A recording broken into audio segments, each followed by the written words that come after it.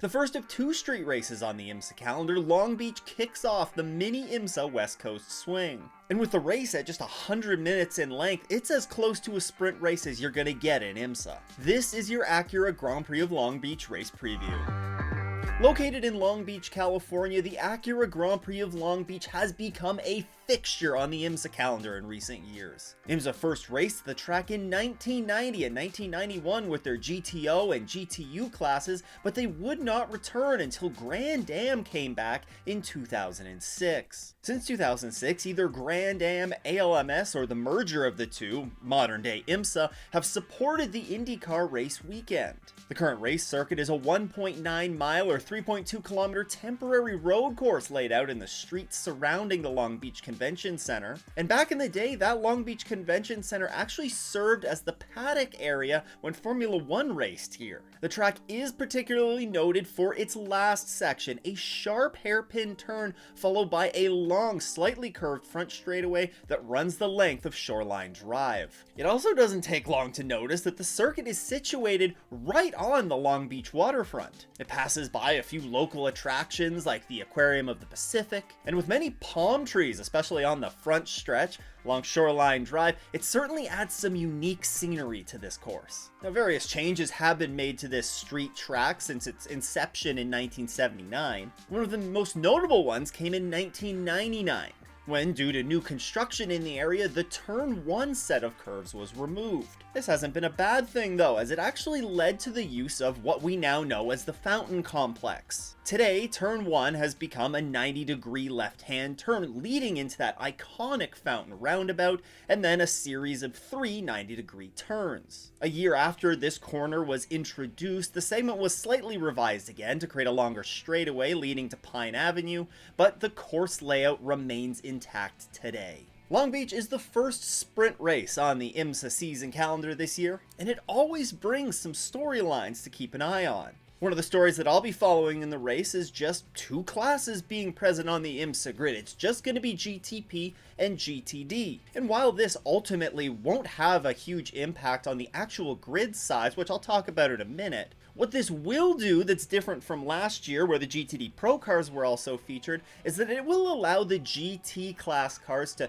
just race amongst themselves and not have to worry about their Pro class counterparts getting in the middle of a battle that they're having. Also, speaking of that GTD class, there's a number of new entries and also some driver changes. The first of the new cars will be the number 28 Flying Lizard Aston Martin. Flying Lizard, of course, makes their return to the WeatherTech Championship at Long Beach, with drivers Andy Lee and Elias Sabo driving a brand new Aston Martin Vantage GT3 Evo. This is only a one-off entry for the team at this moment. It's not expected that they're going to be on the grid for any of the other races this year, but still great to see Flying Lizard back out there. The other new car will be the number 89 Vassar Sullivan Lexus, which will feature Ben Barnicoat and Parker Thompson. With GTD Pro not being present this year at Long Beach, this is a one-off entry for them and an opportunity to have a second car out on track and utilize some of their great drivers. Meanwhile, on the driver side of things, the number 27 Heart of Racing Aston Martin will be missing Zach Robichon, as he's going to be competing at the WEC race in Imola, which conflicts with Long Beach this weekend. Drafted in to replace him is Magnus Racing Endurance Cup driver Spencer Pumpelly. Another and perhaps more surprising change on the driver front comes for the number 66 Gradient Racing Acura. Stephen McAleer has been brought in to replace Catherine Legg for the remainder of the 2024 season.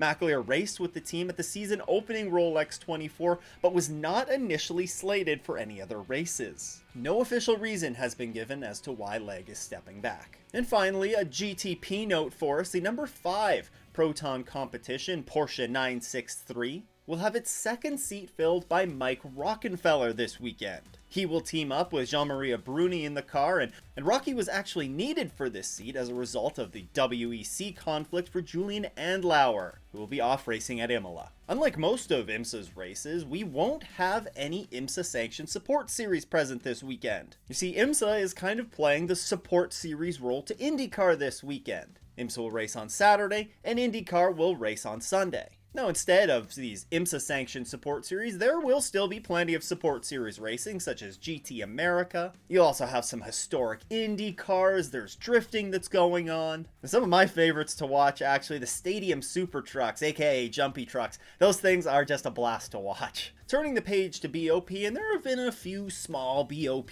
changes to take note of for this weekend. Again, I just want to note these aren't differences from the Sebring round, these are actually differences in the BOP from this race last year. In the GTP class, Acura will be 15 kilograms heavier, feature 5 kilowatts less of maximum power, and feature 1 less megajoule of maximum stint energy. BMW will be 6 kilograms lighter, feature 6 kilowatts less power, and have 8 megajoules less stint energy. Cadillac gains a healthy 27 kilograms, but also gains some maximum power and some maximum stint energy, while Porsche also gets a weight increase of 16 kilograms, a slight decrease in maximum power, and a slight increase in their maximum stint energy. Should be noted here on the GTD side of things that there's virtually no difference from where these cars were at Sebring, but from where they were in this race last year, Acura gains a little bit of weight, 10 kilograms, slight fuel capacity reduction. I will note that the new cars of Aston Martin, Corvette, and Ford, they didn't race in this race, of course, last year, but they do see minimal fuel capacity changes based on where they were at Sebring. The same can be said for BMW and Ferrari, they see virtually no changes. But from where Lamborghini was in this race last year, they've gained 50 kilograms, and they do also have a slight reduction in their air restrictor, which means slightly less power.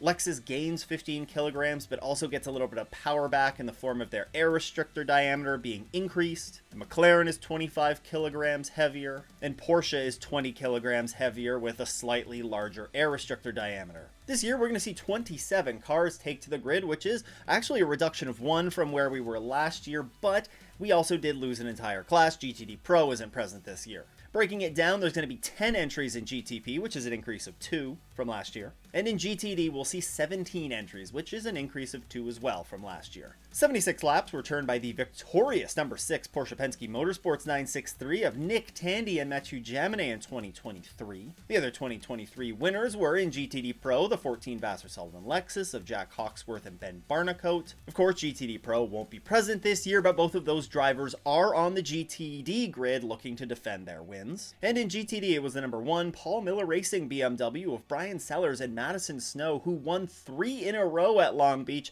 They won't be present this year to defend their win with their move up to the GTD Pro class, though. Now, Long Beach is a short but rough track with lap times for the GTP cars ranging in and around the 1 minute and 10 second mark, down to about the 1 minute 17 second mark for the GTDs. There are some very good passing opportunities into turns 1, turn 6, and turn 9, if the right opportunity presents itself. But given that this is such a narrow street circuit, one of the big opportunities that teams are going to have is to make up positions on pit stops. Getting a clean pit stop in, especially if this race goes green for the majority of the race, as it did last year, will be critical to finishing at the front. And then, of course, making sure that when you come out of that pit stop with fresh tires, that you're not put into a compromised position with slower traffic.